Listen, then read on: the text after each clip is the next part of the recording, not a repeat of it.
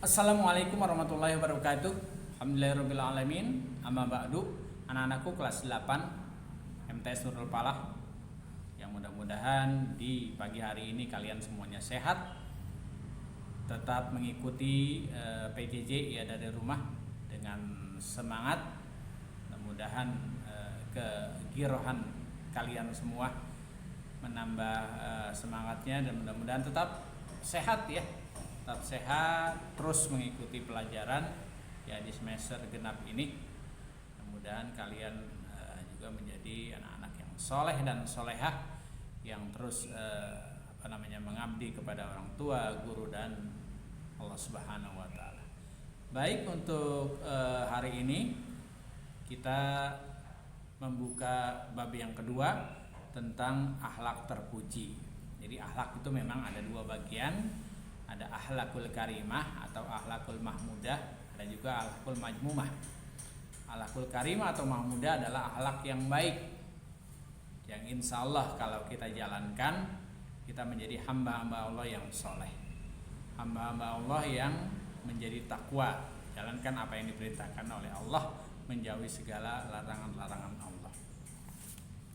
Jadi anak-anakku ya, iman artinya kita percaya kepada menjalankan akhlak yang baik ya, berarti kita menjalankan apa yang diperintahkan oleh Allah Subhanahu wa taala. Ya, jadi sungguh telah ada dalam diri Rasulullah sallallahu alaihi wasallam dan laqad kana lakum fi rasulillahi uswatun hasanah. Jadi yang dimaksud akhlak, perilaku yang terbaik adalah perilaku yang mengikuti norma-norma yang ada. Memang norma-norma ada yang sekarang ini kita jalankanlah dalam kehidupan kita sehari-hari, baik di rumah, di masyarakat, di sekolah, harus mencerminkan akhlakul karimah. Agar apa? Agar nanti ketika kita besar nanti ya, kita terus terhindar dari akhlak yang jelek. Ya, sebagai seorang muslim, kita ketika kita bersikap juga selalu berpedoman pada Al-Qur'an dan hadis. Mengapa takdir hidup kita diciptakan berbagai jenis dalam keadaan sehingga mengharuskan untuk berperilaku terpuji sesuai dengan surat Al-Hujurat ayat 13. Allah Subhanahu wa taala berfirman, Bismillahirrahmanirrahim. Ya ayuhan nas, inna khalaqnakum min zakarin wa unsa wa ja'alnakum syu'uban wa qabaila lita'arafu inna akramakum indallahi atqakum innallaha alimun khabir.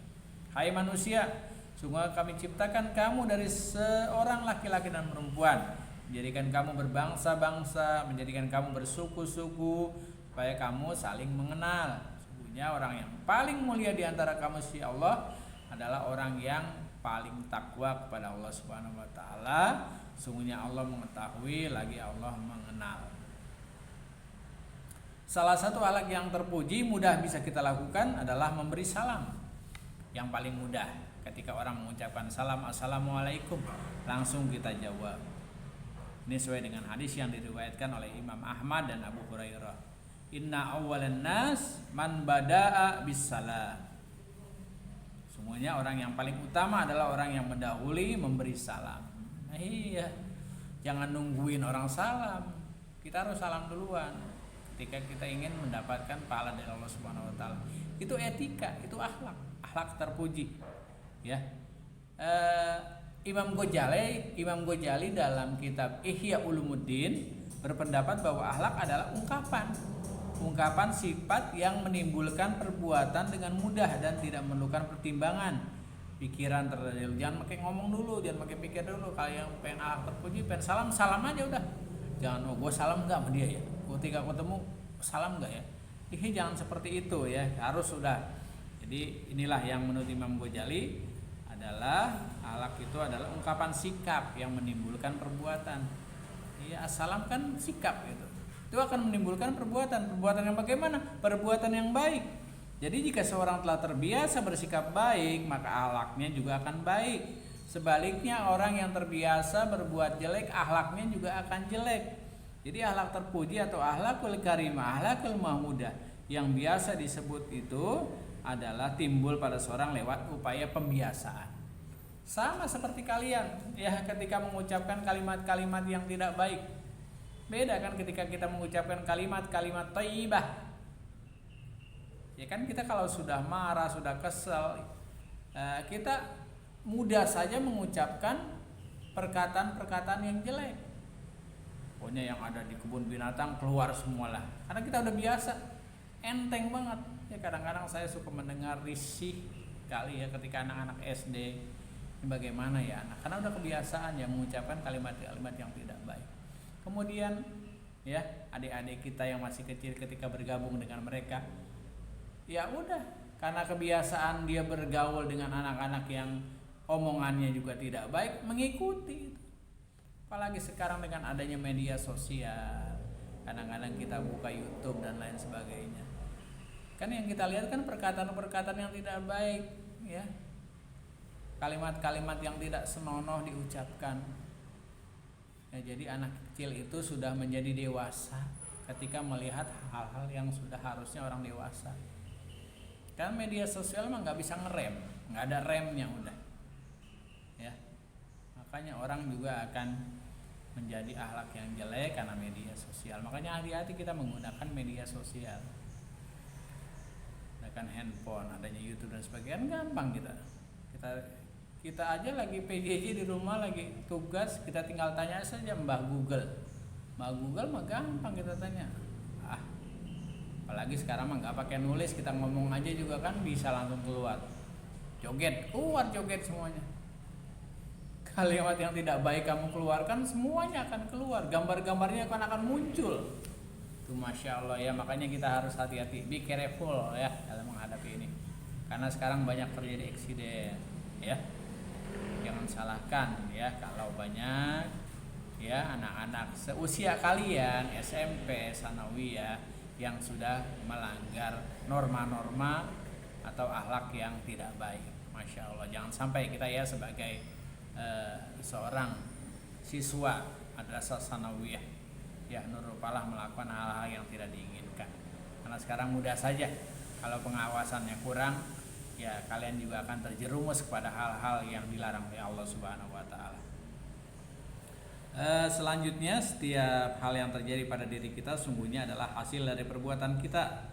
Oleh karena itu, untuk mendapatkan hasil yang baik, kita juga harus berperilaku dan membiasakan diri bertingkah laku yang baik, yang sopan ya, ikut pada ajaran agama Islam. Jadi sedang salah satu kecelakaan yang buruk adalah dosa yang menimpa kita. Sesuai dengan firman Allah dalam surat Al-Fussilat ayat 46, Bismillahirrahmanirrahim, man amila sholihan falinafsih wa man asaa fa 'alaiha wa ma rabbuka bizallamin lil 'abid. Barang siapa yang mengerjakan kebajikan, maka pahalanya untuk dirinya sendiri, dan barang siapa juga yang berbuat kejahatan menjadi tanggungannya untuk dirinya, dan Tuhan sama sekali tidak menzolimi hamba-hambanya. Ya, jadi harus hati-hati. Kita berkata, perbuatan juga akan jelek. Perkataan yang jelek, perbuatan juga akan jelek.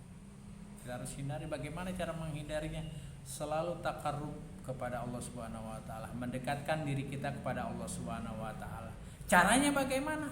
Caranya dengan kita selalu mengerjakan apa yang diperintahkan oleh Allah Subhanahu wa taala. Jalankan perintah Allah Subhanahu wa taala dengan jalan takwa. Perintah sholat, perintah puasa, ya kita jalankan. Ya, setidak-tidaknya perbuatan kita mencerminkan apa yang dilakukan Rasulullah sallallahu alaihi wasallam. Kita mengakui bahwa Nabi Muhammad dan Rasul kita ikuti apa yang dikerjakan oleh Rasul. Kita sudah mengucapkan dua kalimat syahadat, asyhadu an la ilaha illallah wa asyhadu anna Muhammadar Rasulullah sallallahu alaihi wasallam. Kita terus mengikuti apa yang diajarkan oleh Rasulullah sallallahu alaihi wasallam. Banyak sekali ya macam-macam perbuatan akhlak yang baik. Misalnya husnuzon. Husnuzon ini berprasangka yang baik. Ya. Kalau kita terbiasa melakukan husnuzon, prasangka baik kepada orang, insya Allah kita juga akan disenangi orang. Allah juga Subhanahu wa taala akan terus memberikan keberkahan buat kita. Iya, jangan dikit-dikit kita selalu orang beli ini, beli itu, tetangga kita beli ini, teman kita beli ini, kita udah suuzon aja, berperasaan. Kebalikan dari husnuzon suuzon, baik sangka jadi buruk sangka. Jangan selalu buruk sangka kepada orang. Yang diajarkan oleh Rasulullah dan Allah Subhanahu wa taala adalah husnuzon. Jadi husnuzon bisa kepada Allah, bisa kepada diri kalian sendiri, bisa kepada orang lain. Kepada Allah bagaimana? Iya, kita sholat itu. Jangan kita sholat kita minta pinter, kita minta ini. Kok nggak pernah dikasih sama Allah? Jangan selalu bersuuzon pada Allah. Gimana sih Allah? Orang itu yang jarang aja dikasih terus, kan saya yang minta terus nggak dikasih. Itu namanya suuzon, husnuzon pada Allah. Mungkin hari ini saya belum dikasih, nanti lain nggak dikasih. Walaupun kita nggak dikasih sampai kita meninggal dunia, insya Allah di akhirat baru kita dikasih sama Allah Subhanahu wa taala. Begitu juga kepada diri sendiri, jangan nyalain diri sendiri. Oh, saya kenapa begini ya? Saya kenapa bodoh banget ya? Saya miskin juga, nggak boleh. Insya Allah ya, jangan sampai kita gara-gara seperti itu akhirnya apa? Wajah kita jelek, kita benerin, ya dengan adanya operasi plastik dan sebagainya. Udah, apa yang diberikan oleh Allah jangan diacak-acak. Karena kan manusia seperti itu. Mudah-mudahan kita tidak ya. Kemudian juga husnuzon kepada orang lain. Jangan seringkali kita berprasangka yang tidak baik pada orang lain.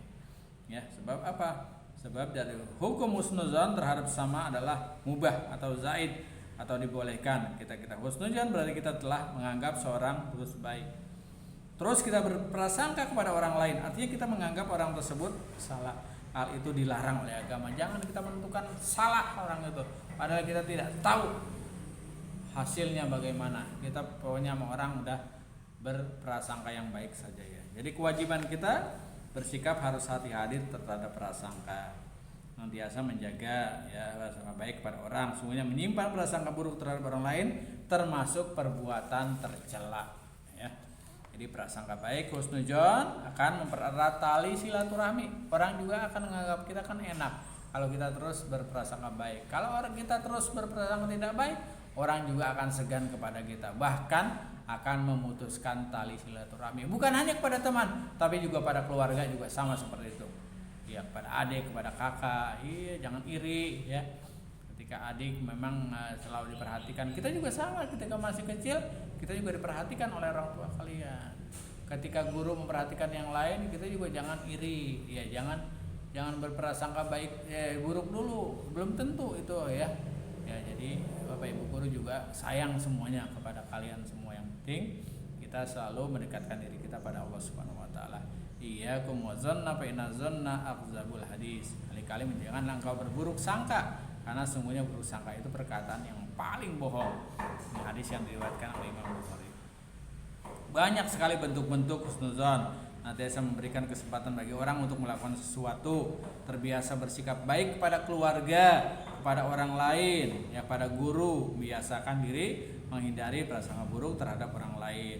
Yang paling utama adalah ketika kita kepingin seperti itu, bertakwalah kepada Allah Subhanahu wa taala. Ini saja yang saya sampaikan. Mudah-mudahan kalian tetap semangat belajarnya. Ya. Nanti tugasnya dibuat aja hadis atau dalil nakli ya, dalil yang ada dalam Al-Qur'an dan hadis ya. Ya, akan nanti kirim ke WA saya tentang husnuzon ya, tentang berbaik sangka. Salah satunya adalah akhlak yang baik adalah berbaik sangka kepada orang lain, kepada Allah Subhanahu wa taala, kepada diri sendiri.